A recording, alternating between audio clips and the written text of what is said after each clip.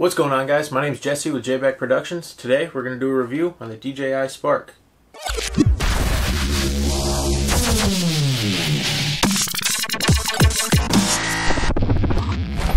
Alright guys, sorry about that little hiatus. As you see, I got a new setup here. I've been in the process of moving and just not having much time to do a bunch of reviews. But I'm finally back. I got this awesome new toy. I call it a toy, but it has actually really good capabilities. But this is the DJI Spark in their Alpine white color. First of all, look at the size of this thing. So if you're used to the Phantom or even the Mavic, this thing is at least half the size of the Mavic, probably even smaller. It's amazing. The propellers fold up so you can store it in really anything you could throw in your book bag. It does come with this case here. So this is a case that's included. Everything just pops in here. You throw the cable in there. And it closes up like that. So this will work unless you were to pick up the controller or more than 2 extra batteries, because there's 2 extra battery slots here. I'm definitely going to get the controller, and I'm actually waiting to do like a super in-depth review once I do get the controller. But even flying this with my phone or iPad has been awesome. So as far as battery life, you're getting 16 minutes out of this guy. It doesn't sound like a lot, especially if you're used to the Phantom, for example. I have the Phantom 4. That's rated for 27 minutes of battery life. However, these batteries, they pop out right down here. These guys are only $50. I say only because the Phantom 4 batteries are like $170 or $180. So you're getting 27 minutes for $170, say, or 16 minutes for $50. So you could buy a few batteries at the same price point, have the same amount of time or more with this guy right here. Another cool thing about it, comes with this micro USB cable on the back here where it says Spark. This just pops open. That's where you'll see the micro SD as well as the charger there.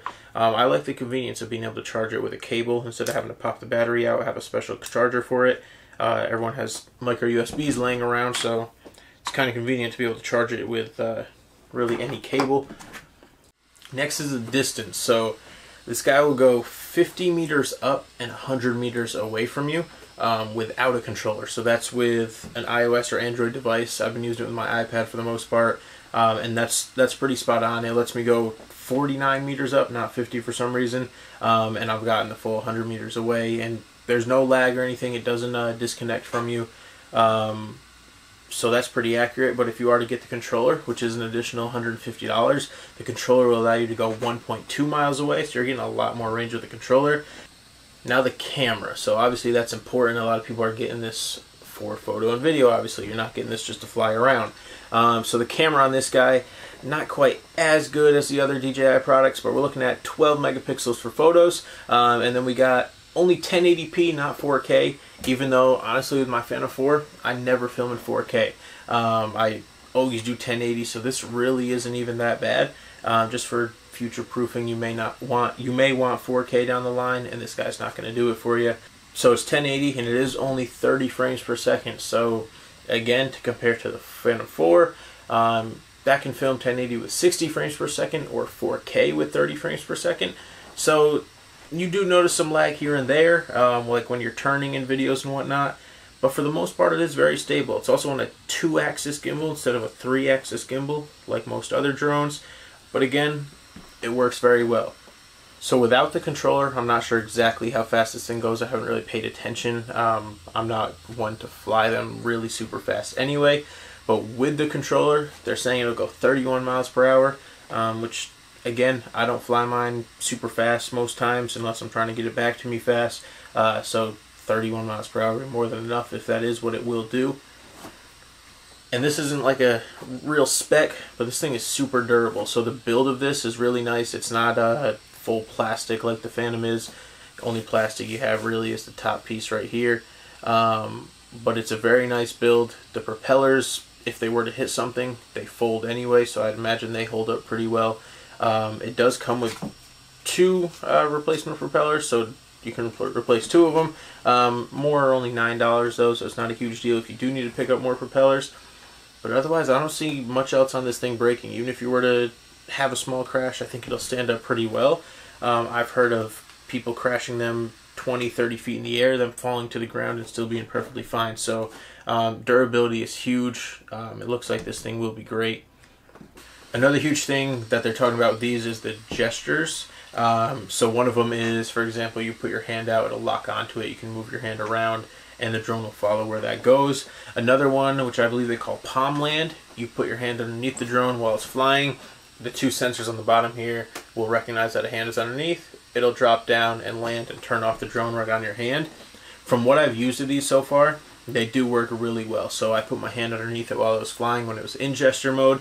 It recognized probably 2 seconds in, and then it just dropped down and landed on my hand. I thought there would be some type of lag, or sometimes I wouldn't realize that my hand was underneath, and it worked really well so far. So I'm definitely pretty happy with those. So like I said earlier on, this isn't going to be a super in-depth review. I just wanted to give you some specs on it, tell you how I liked it. Honestly, right now it's my favorite drone. So like I said before, I have the Phantom 4. I'm going to keep using that for, like, I do a lot of construction jobs, things of that sort. So for that, I'm definitely going to keep using that. But if I'm just bringing this anywhere, if I want pictures for social media, or I just want to get some panoramas, which another awesome feature about this is panoramas. It'll take the 9 photos for you, stitch them all together, and it makes really cool panoramas. I'll show you a couple here. But yeah, so this is super portable, much easier than carrying around a giant bag for the Phantom 4. So this is definitely my favorite drone right now as far as just recreational use.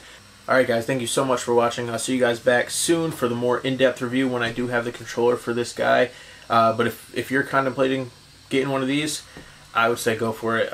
Whether you're new to drones or you've been flying them for a while, it's awesome. It really is a super fun drone to fly, and it has a lot to offer.